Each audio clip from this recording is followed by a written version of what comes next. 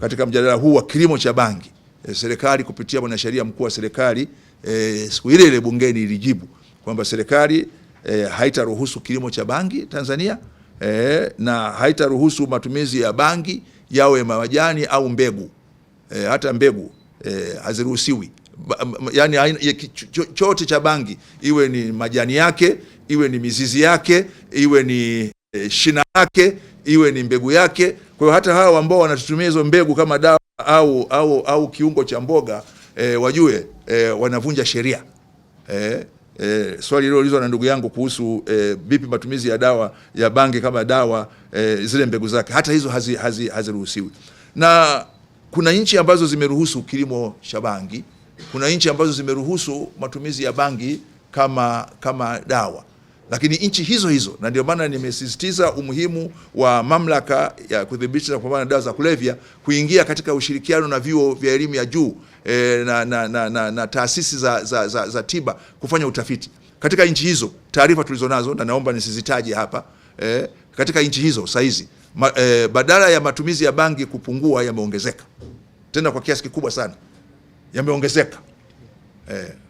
Wao waliamini kwamba wakiruhusu bangi, na mimi nimesoma na kuishi katika nchi hizo ambazo bangi iliruhusiwa kuuzwa katika maduka ya dawa kama dawa, matumizi ya bangi yameongezeka. Na sio tu kuongezeka matumizi ya bangi, lakini matatizo ya afya na bangi na hiyo bangi yameelezwa. Na kwenye hii hali hii tumeieleza kabisa katika taarifa hii, imeelezwa kabisa kwa vizuri, na tumesema kabisa kwamba matumizi ya bangi kwa madhumuni yasiyo ya kitabibu katika baadhi ya nchi zikiwemo Canada, Uruguay, Malta, Luxembourg, Ujerumani na Afrika Kusini. Lakini sio hiyo tu, katika nchi ambazo zilishawishiwa kulima bangi, pia makampuni ya madawa hayakununua bangi yote.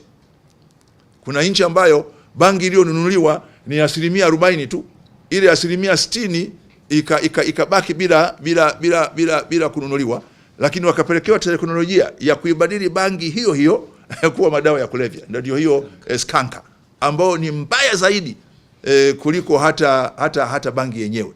Kwa hiyo tunajua kabisa madhara ya kuruhusu kilimo cha bangi, na ndio maana ndani ya bunge mwanasheria mkuu wa serikali alilisema wazi, na ndio msimamo wa serikali, na ndio naurudia leo kwamba kwa Tanzania hatutaruhusu kabisa kilimo cha bangi wala matumizi ya bangi, kwa sababu hata hao walioruhusu kilimo au matumizi ya bangi kama dawa, tumeona kabisa madhara makubwa ambayo yameyapata.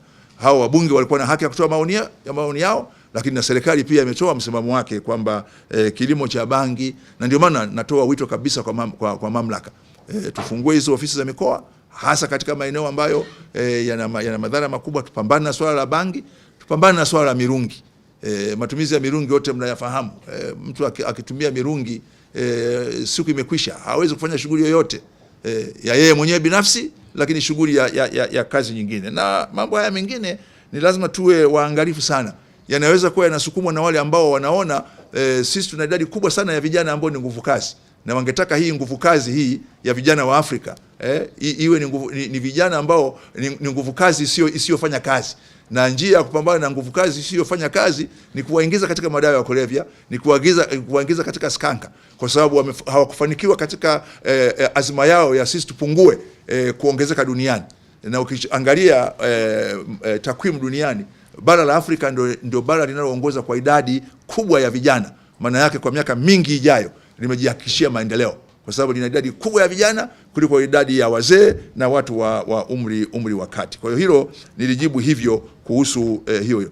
Na mimi niseme wakati mwingine mijadala kama hiyo mimi naiona ina afya kwa sababu tunaona watu wanawaza nini, na serikali inapata nafasi ya kujibu, lakini kutoa elimu. Na mimi ningeomba vyombo vya habari tuendelee kutoa elimu. Mtapata hii taarifa, muonyeshe nchi ambazo zimeruhusu kilimo cha bangi, nchi ambazo zimeruhusu matumizi ya bangi, lakini sasa utafiti umedhihirisha kwamba jambo hilo halikuwa na manufaa na limewaingiza katika dimbwi kubwa zaidi la matatizo kuliko walivyokuwa wamefikiri.